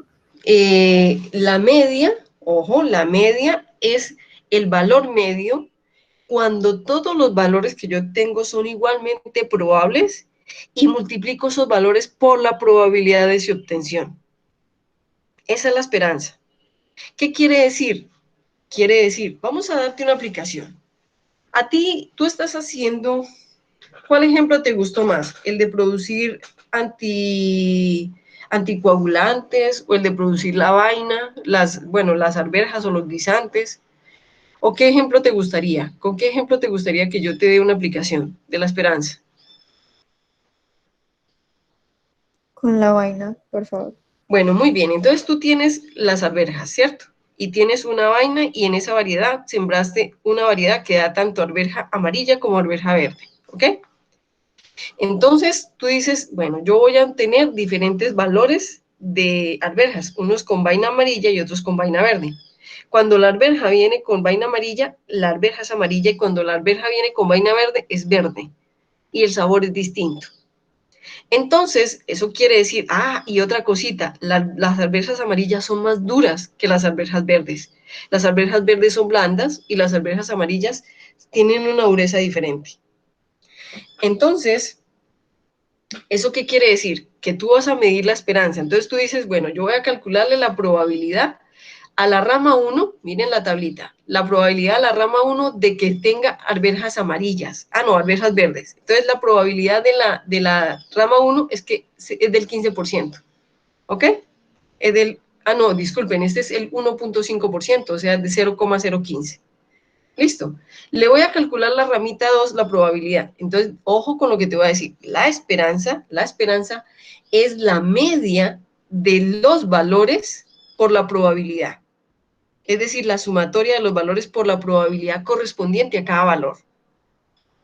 Entonces, te voy a dar la aplicación. Entonces, a ti te dicen, bueno, ¿y usted qué esperaba encontrar en ese cultivo de guisantes o de arvejas? Entonces tú dices, muy fácil. De todos estos valores, yo te voy a preguntar, ¿cuál fue el que dio mayor probabilidad? Para ti, ¿cuál fue el que dio mayor probabilidad? El quinto. El quinto no, yo creo que el cuarto da mayor probabilidad, ¿cierto que sí? Porque entre 0 y 1. Sí. Exacto. Sí, perdón. Entonces, no, tranquila, aquí nos podemos equivocar, hasta yo me puedo equivocar. Y yo me equivoco berracamente, chicos, no se preocupe. Entonces, ¿eso qué quiere decir? Eso quiere decir que tú vas a decir, según mi valor esperado, mira que la media te da 3.70 y pico, ¿cierto? Eso quiere decir que tú vas a decir que tu esperanza, el valor esperado es que se acerque a la mayor probabilidad. Es decir, que el dato que tiene mayor probabilidad pese más en esa media. Entonces tú vas a decir, claro, yo espero, dentro de todos las 5 ramitas o las 5 brotes, que mi valor de la media sea 3.75. Yo quiero que tú hagas un redondeo a un valor entero, ¿qué te da? ¿4 o te da 3? 4. Entonces mira cuál tiene mayor probabilidad, ¿el 4 o el 3? El 4. Muy bien, entonces tú vas a decir, yo espero que mis brotes, mis arvejas, mis guisantes, me produzcan más arveja verde los que tienen el brote 4. ¿Por qué? Porque o que estén entre el brote 3 y el brote 4. Eso es lo que me está dando mayor probabilidad de obtener arvejas amarillas, estos verdes. ¿Listo? ¿Lo entendiste? Perfecto. Sí, profe. Muy bien. Entonces, ¿cómo se calcula la esperanza? Vuelvo y lo repito. Cuando yo tengo las probabilidades de cada evento y las probabilidades correspondientes a ese evento me dan una media de esas multiplicaciones. Entonces yo digo, entonces mi valor esperado está en que mi media sea tanta. ¿Por qué? Porque es la que tiene mayor probabilidad de ocurrir. Pero no tiene que ser 4, sino que es un intermedio entre ellos dos, entre 3 y 4, que se acerca más al 4 porque es el que tiene mayor probabilidad y pesa más. ¿Listo, chicos? Muy bien. Entonces, eso quiere decir que ya sabemos qué es la esperanza. Y nosotros también vamos a poder calcularle, si tenemos la oportunidad, a los datos que ustedes van a tener, la esperanza. Si hay la oportunidad, si los datos que me reporta el trabajo me da la oportunidad de medirlo. ¿Ok? Muy bien. Voy a pasar a otra diapositiva, chicos. Bueno, no les pregunté, ¿puedo hacerlo o no puedo hacerlo? ¿O me quedo en ella?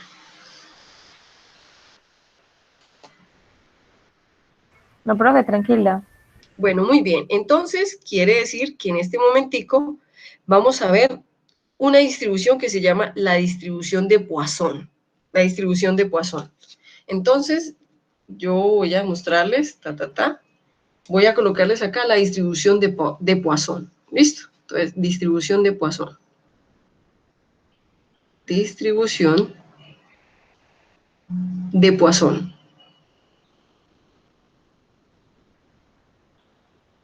¿Listo?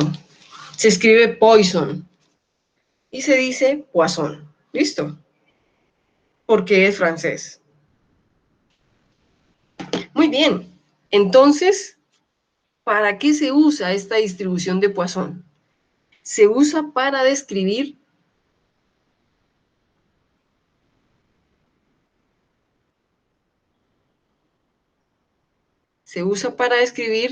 comportamientos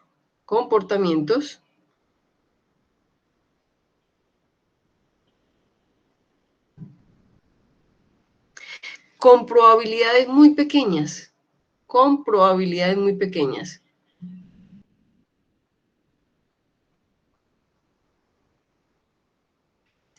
muy pequeñas.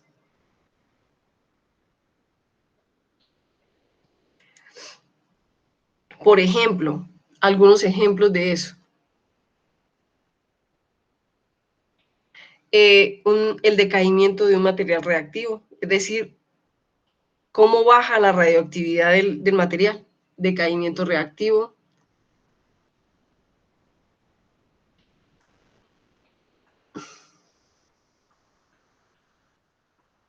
Radioactivo. ¿Listo? Decaimiento radioactivo, por ejemplo, la llegada de una persona a una fila.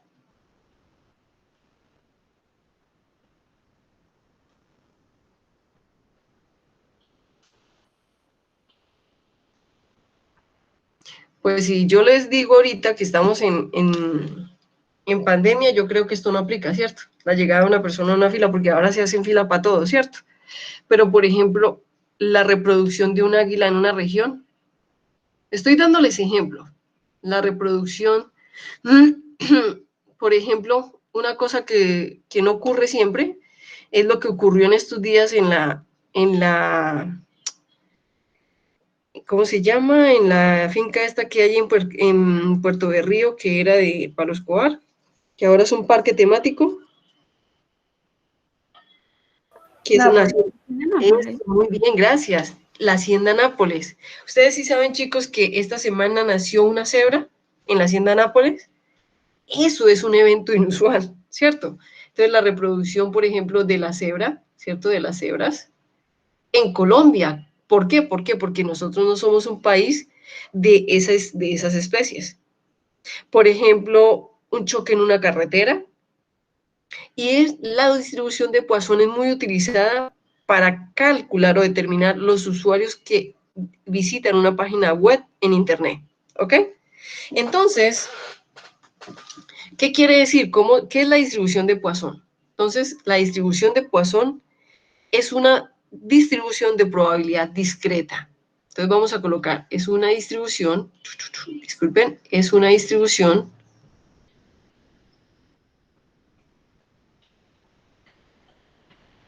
de probabilidad discreta. De probabilidad discreta.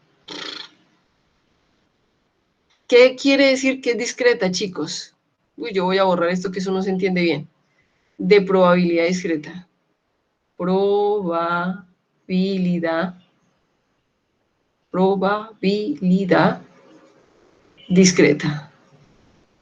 ¿Qué quiere decir que es discreta, chicos? Que nos da un valor, ¿cierto? Nos da un valor definido. Y entonces, esta probabilidad discreta se aplica a ocurrencias de un evento durante un intervalo específico. Entonces, se aplica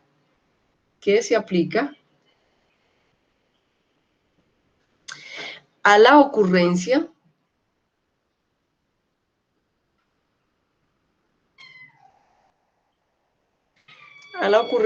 de un evento durante un intervalo específico.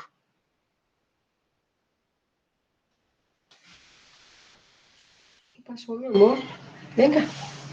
Durante un intervalo específico.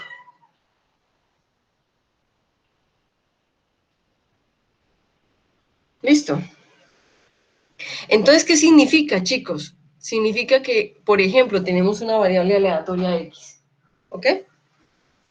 Tenemos una variable aleatoria X y es el número de veces que ocurre un evento en un intervalo. Entonces, el intervalo puede ser tiempo, distancia, área, volumen o alguna unidad similar. ¿Ok? ¿Qué quiere decir? La probabilidad de que el evento ocurra X veces durante un intervalo está dado por la siguiente fórmula. Entonces, nos está diciendo cuántas veces puede ocurrir un evento en un intervalo. Entonces, es así. La probabilidad de Poisson se define así, como la media X veces por E, que es el número de Euler, elevado a la media poblacional, ¿cierto? Sobre ese número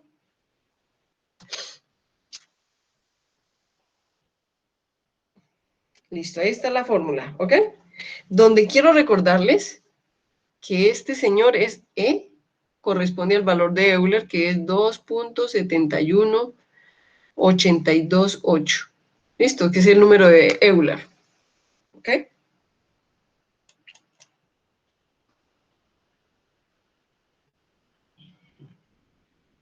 Que es el número de Euler. Esa es la distribución de Poisson.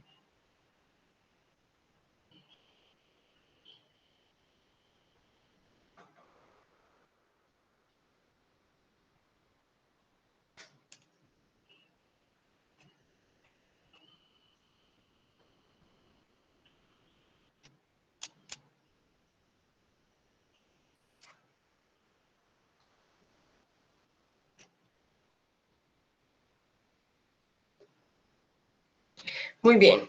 Entonces, vamos a mirar qué requisitos tiene esa distribución de Poisson. Lo primer requisito que tiene, chicos, requisitos. El primer requisito que tiene el primero es la variable X, que es aleatoria, la variable X, ay, disculpen, seguí con el color rojo. La variable X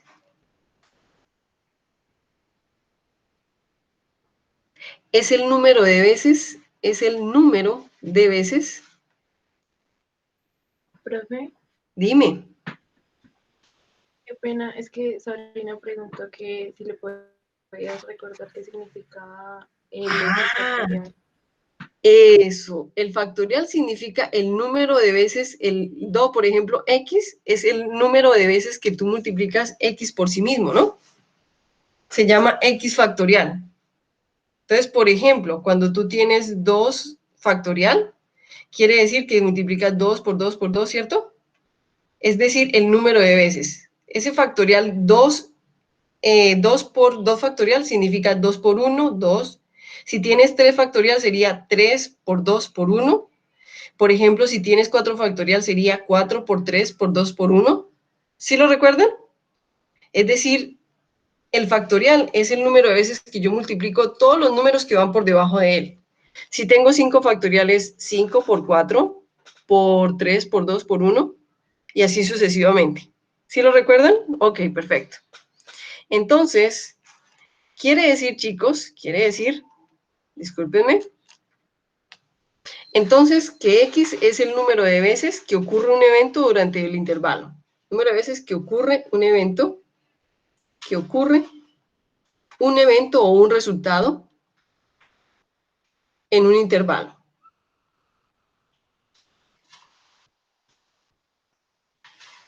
En un intervalo. El segundo requisito que tiene la distribución de Poisson, que todos los resultados deben ser aleatorios. Todas las ocurrencias, todos los resultados deben ser aleatorios. Todas las ocurrencias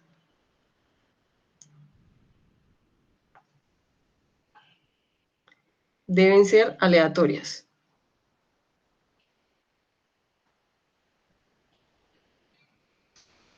La tercera, deben ser independientes entre sí. Es decir, no los escojo yo. Simplemente ellas son independientes entre sí. ¿Ok? Entonces, deben ser independientes entre sí. Independientes entre sí. Y la cuarta, todas las ocurrencias deben ser uniformemente distribuidas. Todas deben ser uniformemente distribuidas. Todas las... Profe, ocurrencia resultado. ¿Me repites otra vez? Qué pena. Ocurrencia resultado. Sí, exacto. Todos los eventos. Acuérdate que un evento simple es un resultado. ¿Ok? No, pues, qué belleza. Espérenme un momentico, chicos. Denme un segundito, por favor. Voy a pedir aquí que vengan a recoger a un amiguito que no me deja dictar clase.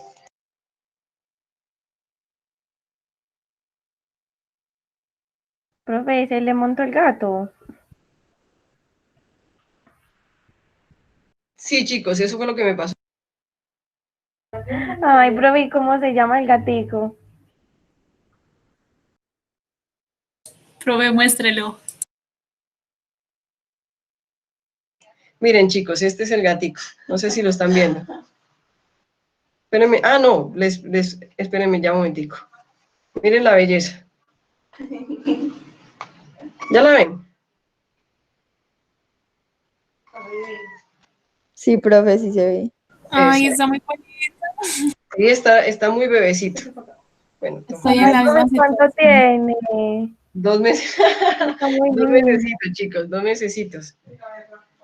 Está muy bebecito todavía. Ok. Ay, Dios, qué pena con ustedes, chicos. Muy bien. Entonces, no me estaba dejando dictar clase. Discúlpenme ustedes, qué pena con ustedes. Muy bien. Entonces, quiere decir, chicos, que son independientes entre sí. Y el cuarto requisito es que deben ser uniformemente distribuidos. ¿Qué quiere decir? Que deben tener una distribución uniforme, la distribución normal es uniforme, ¿estamos de acuerdo? Entonces deben tener una distribución uniforme. Deben tener, espérenme un momentico, chicos. Ahí les di un descansito con el gato.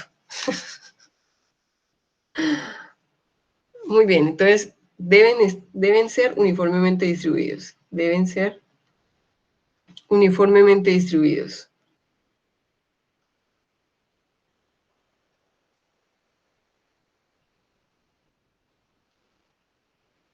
Muy bien, chicos. ¿Qué significa eso? Ah, muy fácil. Lo primero es que ese valor debe estar dentro de un intervalo. Lo segundo es que debe ser un resultado aleatorio. Lo tercero es que debe ser independiente de todos los demás. Debe ser él solito independiente de todos los demás. Y lo tercero es que debe estar dentro de ese intervalo y ese intervalo tiene que tener una distribución uniforme. Ah, profe, ¿qué es una distribución rectangular? Sí, es uniforme. ¿Qué es una distribución triangular? Es uniforme. ¿Qué es una distribución normal? Es uniforme. ¿Ok? Entonces, ¿cuáles son los parámetros de la distribución de Poisson? Miren, chicos, ¿cuáles son? La media, eso es todo, la media. La media es un parámetro, es el parámetro de la desviación de la distribución de Poisson. ¿Por qué? Porque es el único que nosotros necesitamos para calcular la distribución. Es el único parámetro de entrada. Entonces, ¿qué quiere decir? Que si ustedes tienen la media, ustedes pueden calcular la distribución de Poisson. Vamos a hacer un ejemplo. ¿Les parece?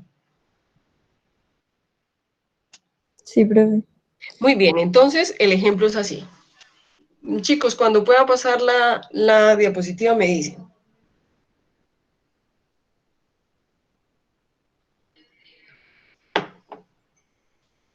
Cuando pueda pasar la diapositiva me dicen, por favor. Creo que ya. Bueno, muy bien. Entonces, quiere decir que vamos a hacer un ejemplo. Hacemos este ejemplito, descansamos media horita y volvemos, ¿ok? Vamos a hablar de terremotos. Vamos a hablar de terremotos. Vamos a hacer de cuenta, chicos, que en un periodo de 100 años, hubo 93 grandes terremotos. Eso quiere decir que como mínimo tienen que tener en la escala de Richter 6, ¿cierto? Como mínimo tuvieron que tener un factor o un valor en la escala de Richter de 6, ¿ok? Entonces yo se los voy a copiar acá para que no se nos vaya a perder. Entonces el ejemplo. Entonces vamos, el ejemplo de terremotos, pero grandes terremotos, ¿listo? Y vamos a decir que en 100 años,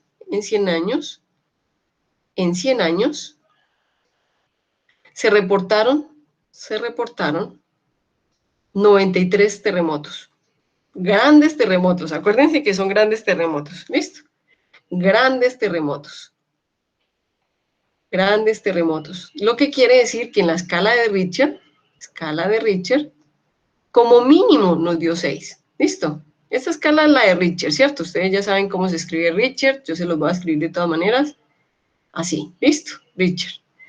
Entonces, quiere decir, y esto, chicos, esto debe salir de digamos, de un artículo o de la literatura.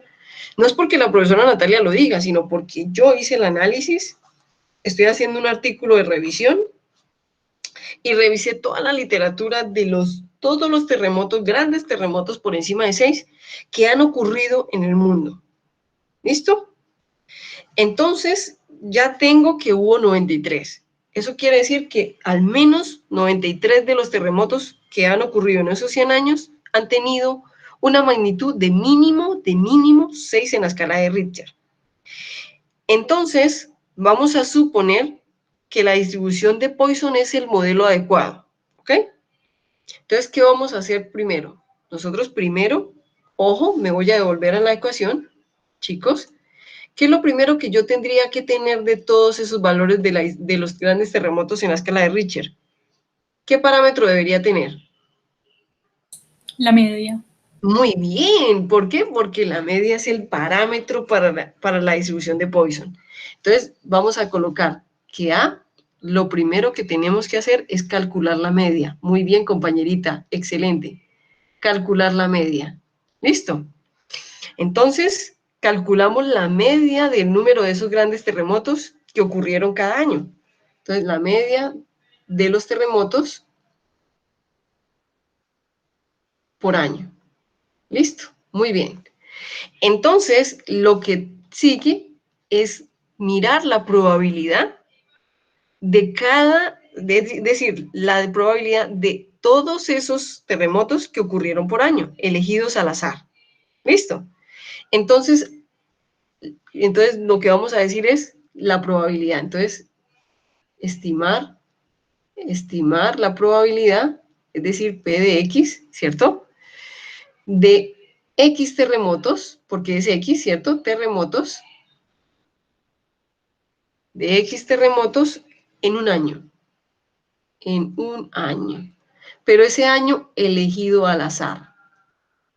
De los 100 años que cogí. Elegido al azar. ¿Listo? Entonces, calculo la probabilidad del evento imposible, la probabilidad de 1, la probabilidad de 2, la probabilidad de 3, la de 5, la de 6 y la de 7. ¿Ok? ¿Eso qué quiere decir?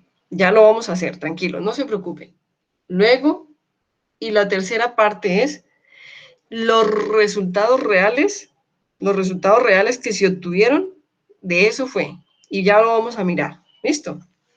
Entonces es así. Los resultados que se obtuvieron cuando se hizo eso. Entonces es resultados reales. Resultados reales. Entonces los resultados reales es 2 años. En 2 años hubo 4 terremotos. 4 grandes terremotos. ¿Listo? En 0 años, ojo, eventos inusuales, 5 grandes terremotos. En 0 años. En un año, 6 grandes terremotos.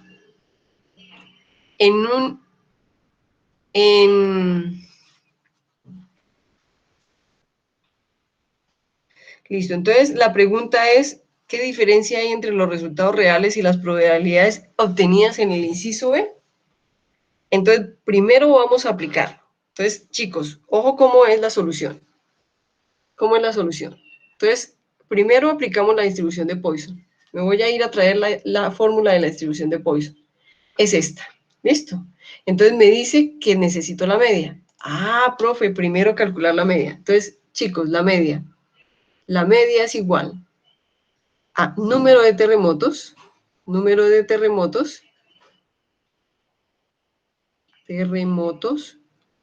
sobre el número de años.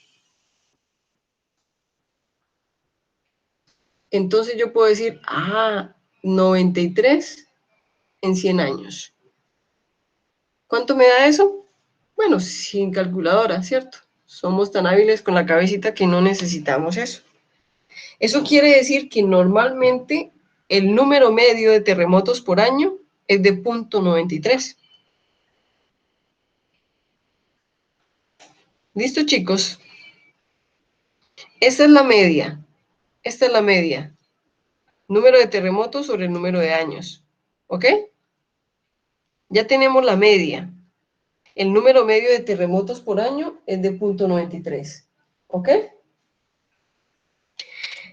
Entonces, chicos, vamos ahora sí a aplicar la ecuación de Poisson. Entonces la ecuación de Poisson me dice lo siguiente. Poisson en un valor de X. Disculpen. Poisson en un valor de X, por ejemplo. Disculpen, estoy borrando. En un valor de X es igual a la media a la X multiplicado por L a la menos mu por el factorial de X. Entonces, vamos a medir el de X igual a 2, es decir, el del año 2. Entonces, ¿cómo lo vamos a hacer? Muy fácil. Entonces, vamos a calcular la distribución de Poisson. La media es 0.93 elevado a 2, ¿cierto? Que es el año 2, multiplicado por el Euler, ¿cierto? Que es 2.71828, elevado a la menos 0.93, que es la media, sobre 2 factorial. ¿Cuánto nos da eso? Muy fácil. La ecuación de la probabilidad de Poisson, no, pero este ya no es de X, chicos, este es de 2, ¿cierto? Del año 2. Entonces, 2. Aquí también le voy a colocar 2, porque ya X definimos que es 2.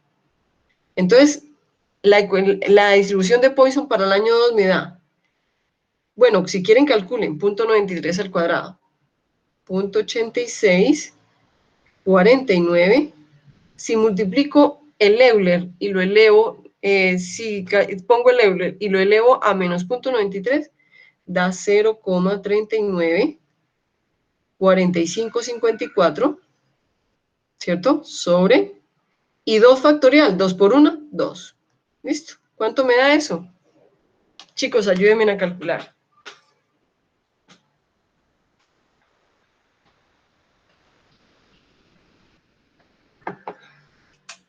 Profe, 0.17. Muy bien, 0.17, 0.171, ¿cierto que sí? Entonces, chicos, ay no, ya volvió por aquí nuestro amigo. Vale, mi amor, ayúdame. Sí, ok, gracias. Excelente. Entonces, chicos, ¿qué quiere decir? Quiere decir, chicos, en ese sentido quiere decir que 0.171 quiere decir que la probabilidad de que haya exactamente 2 terremotos en un año es de 0.171. Entonces, ojo que se lo voy a colocar acá. La probabilidad de que haya al menos, o exactamente, más bien, exactamente, porque es Poisson, ¿cierto? Exactamente 2 terremotos, 2 grandes terremotos en un año, Profe, dime. no serían 4, pues estamos calculando el de 2 años o... No, el de 2, el de 2, el de 2. ¿Cierto? Que haya dos terremotos, que haya 2 eventos. ¿Listo? Es decir, estamos calculando esto. ¿Listo? Entonces, chicos, yo les voy a pedir el favor. Si ustedes quieren, calculen 0, calculen 1, calculen 2, calculen 3, calculen 4, calculen 5, hasta 7. Hasta 7 es sencillo. ¿Listo? Y esas probabilidades son, por ejemplo, P de 1 es la probabilidad de que haya al menos, o exactamente, un gran terremoto en un año. La probabilidad de 0 es que no haya, ¿cierto? La probabilidad de 0 es que ¿qué probabilidad hay de que haya 0 terremotos en un año? La probabilidad de 2, que es la que ya calculamos aquí, es que haya 2 terremotos en un año. La probabilidad de 3 es que haya 3 terremotos en un año, y así sucesivamente. ¿Listo? Profe, Dime. entonces esa información de 4 grandes terremotos, 5 y 6, ¿como para qué era? No. Estos son resultados reales. Nosotros estamos calculando las probabilidades hasta ahora. Ya lo vamos a relacionar con los resultados reales cuando regresemos. ¿Listo? ¿Les parece? Listo, profe. Por ahora, Profe, dime. otra pregunta, cuando por ejemplo el denominador es 3, Entonces, ¿se 3 deja 3 también o es 6? no es 6, porque 3 por 2 por 1 es 6. Ah, ¿Listo? ahora sí, gracias, Y, profe. Sí. chicos, en sus calculadoras ustedes pueden calcular el factorial de un número. ¿Sí lo saben? En Excel también se puede hacer. Entonces, ojo que esas calculadoras son maravillosas. Chicos, nos vemos en... Uy, ya se nos pasó mucho el tiempo, ¿cierto? Nos vemos a las 6:23. ¿Sí les parece? Bueno, profe. Por este mismo canal. Listo, chicos, que les vaya muy bien. Que descansen un poquito por lo menos. ¿Listo? Listo, Ok, gracias, ya nos profe. vemos. Ok, chicos, ustedes.